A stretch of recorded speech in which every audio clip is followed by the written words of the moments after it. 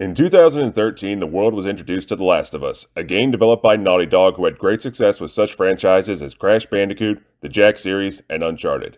While all those games made for fun platformers, The Last of Us delved into third-person zombie horror, introducing a gritty, more poignant take on the genre, and as a result, it became a huge success, winning numerous awards and the love of a loyal fan base.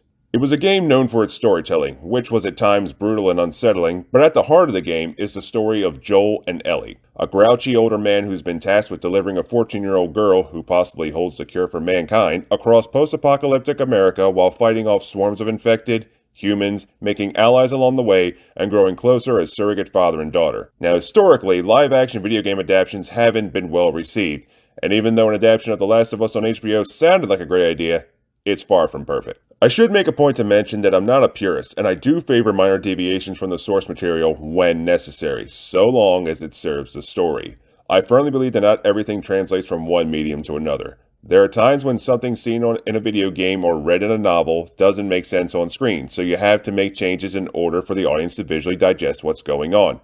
These changes can range from minor to major, and in the case of this show, there are moments where the game was superior in manipulating emotions. I'll make some points to that claim in this review, but for now, my two biggest issues with this show are as follows. 1. The lack of action and tension, and 2. The degradation of Joel's character while favoring Ellie as the stronger of the two. But for now, I'll start with something positive. On the surface, it's a fantastic looking show. They managed to replicate the tone of the game in all the environments we see, and there was never a moment when I was watching this show and felt that a location was out of place, figuratively speaking. Even with the locations that changed in the show, the mood is still identical to the game and works in its favor. That ever-looming sense of dread that hangs like a pall over the devastated world makes for a great atmosphere. As emotional as the game is, it also incorporates a great deal of tense action, a trait the show greatly neglects. It leans too hard into the emotional aspect of the game, favoring a bogged-down pace when most of the game was spent fighting and stealthily taking out infected or running from overwhelming odds. Apart from the scene at the end of episode 5 where we get to see the bloater, which was great, we don't get a whole lot in the way of action, which is a shame considering the game put heavy focus on gunfights. This was most likely due to budgetary restrictions, or it was their way of putting less emphasis on gun violence, but I say this show could have done with a bit more action to make the emotional scenes hit harder than they did. Out of 9 episodes, 2 are dedicated to useless backstory that add nothing to the plot or character development, while the other 7 are used to build Joel and Ellie's relationship. Episode 3 in particular was dedicated to a touching yet pointless story about a side character and his lover at a time when the 2 main characters were in need of serious development. You can watch my first video for more on that episode. The absence of action in this show is felt just about everywhere, which is a shame because the actors alone were enough to carry some of the emotional beats. There are places where the show follows the game to the letter, and others where it goes in another direction, like in episode 5. We meet Henry and Sam, 2 brothers that team up with Ellie and Joel in order to escape the city filled with hunters. This scene happens in the game, but unlike the show, there's a moment where the party gets separated, leaving Ellie with Henry and Sam with Joel. Now imagine seeing that play out on the screen and the response it would have gotten from the audience had it occurred.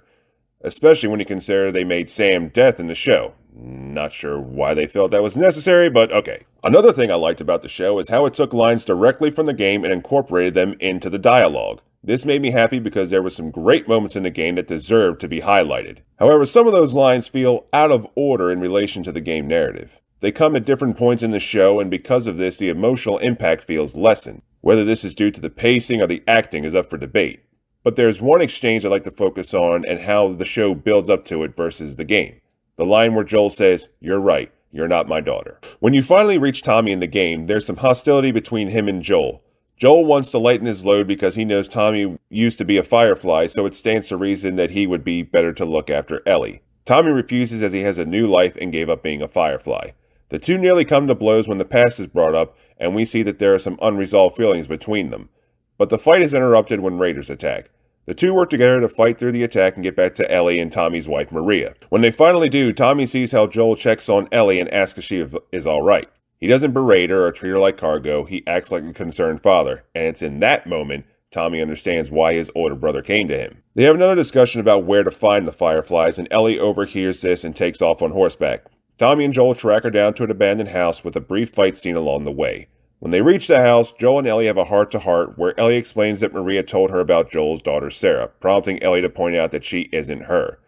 Joel responds coldly, not taking kindly to the subject of his daughter being brought up, and when Ellie opens up about how he is the only person who has stuck by her despite not being related, he ends the conversation with, "You're right, you're not my daughter."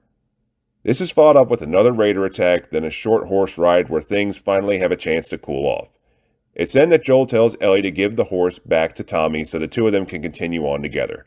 These events were the perfect way to set up the summation of their relationship up to this point until finally closing the gap between them, which leads to the satisfying payoff of allowing the two to be closer as parent and child. These emotional beats hit so well in the game and don't land with the same impact in the show. The tension between Tommy and Joel is practically absent when Joel confesses he is terrified that he is incapable of protecting Ellie because of the loss of hearing on his one side, coupled with his anxiety attacks. It's all emotion and no tension. There isn't any sort of attack to lead up to Ellie and Joel's conversation, but they still keep the same lines. The absence of the fight scenes and the addition of Joel's emotional confession to Tommy makes the end result fall flat like a wet towel. I'm not saying there needed to be a man with a gun hiding around every corner, but there's nothing to drive this emotional scene forward, so it feels like something is missing. They want to have their cake and eat it too, but in my eyes, it's like trying to force a square peg into a round hole. It doesn't work. And just as a bonus gripe, it's hard to say if this show is riddled with left-wing ideology or if I was just looking too hard, but I can safely say it doesn't give the opposite side a fair shake, and that is one of the big problems in Hollywood today: lack of perspective. It doesn't feel like I'm hearing the characters anymore. It feels like I'm hearing the voice of the writers and series creator Neil Druckmann, particularly in episode 6 when they were dropping lines about living in a commune, so that makes them communists. It sort of felt like a joke, but sort of didn't at the same time. This way of thinking would make sense if the world had ended after 2022, but it ended in 2003. This means the mindset wouldn't be the same then as it is now. Without the same cultural hang-ups or technological advances that led to the modern-day world we know now, it would be a very different place, especially after a global catastrophe. That means we wouldn't be thinking the same way.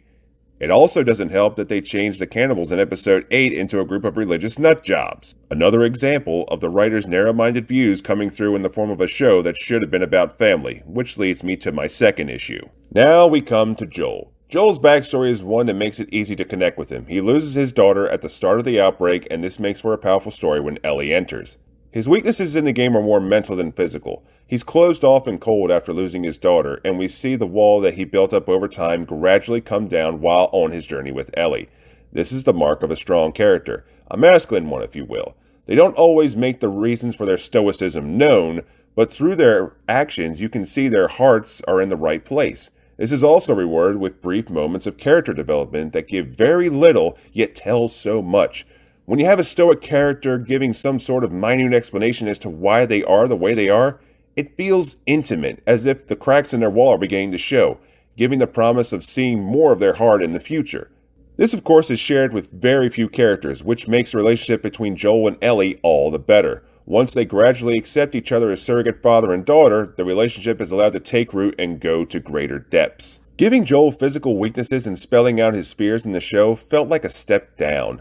This isn't to say that men can't cry, but any opportunity to have Joel be the heroic father figure is squandered in favor of making Ellie appear as the one who has something to teach him. Hell, he doesn't even stop her after she kills David like he did in the game. Instead, he shows up after the fact, and as a result, he looks more shaken up than her. We don't even see him fight through David's crew to get to her. In contrast, Ellie feels more snarky than she did in the game. She presents herself as rude in the beginning, and she knows more than the adults around her. Even in her backstory, we learn that she is seen as a leader by her superiors. What else should you expect in 2023 from the girl who's the key to everything? This also begs the question, was Ellie's birthing scene really necessary? Did we need to know how tough she is because her mom was infected at the very moment of birth, which explains why she is immune, and her mom flat out says, "You're tough"? This is a place where show don't tell would have benefited a whole lot. Ellie in the game behaves more like a 14-year-old kid. She maintains a sense of humor to balance out the seriousness of Joel, and she has a sense of wonder at everything they see along their journey. She's experiencing the world for the first time, and this allows her to defer to Joel for answers, and being the older, more experienced adult who lived through the outbreak, he has a lot to teach her, which only adds to her wonderment. Not to mention her absolute shock when he is forced to kill in order to keep them alive. She doesn't act as if she knows more than him, and while she does have the snarky moment from time to time, She is still a kid and needs Joel to get her across the country safely. Oh, and just to add the icing to the cake of Joel's character changes, we learn his impaired hearing comes from a failed suicide attempt, further proving that show Joel is far removed from game Joel. He and Ellie feel equal, which kills the dynamic. He is meant to be her protector, but she is treated as someone who is meant for bigger things, and his presence is nothing more than happenstance. Bella Ramsey barely delivers but one facial expression, and Pedro Pascal has all the charm of an abused dog. This pretty much makes all their chemistry feel flat. On the plus side, saving Ellie from the hospital is the most badass thing we see Joel do in the show. Now, I'm aware I've been babbling for longer than I normally do, so I'll do my best to close this out. Overall, the show started off well enough and managed to keep me invested, but it dropped off big time halfway in. I kept watching with the hopes that we would get something a bit more akin to the game, but all I saw were changes that failed to keep my attention, and that's true death right there. The relationship between the main characters never got the chance to develop the way it did in the game, and to me, that cheats the people who never played it. I recognize that not every bit of the show needed to be like the game. That would have defeated the purpose of making the show at all. I also recognize the show's popularity and success, despite my bias. For me, it's hard to get behind a show based on a video game that was so cinematic and essentially made everyone in the industry rethink how they approach video games. If you really want to know just how good the story is, you can play the game for the full experience. If you love the show, that's fine. My only warning is, don't get too attached to Joel. Or golf.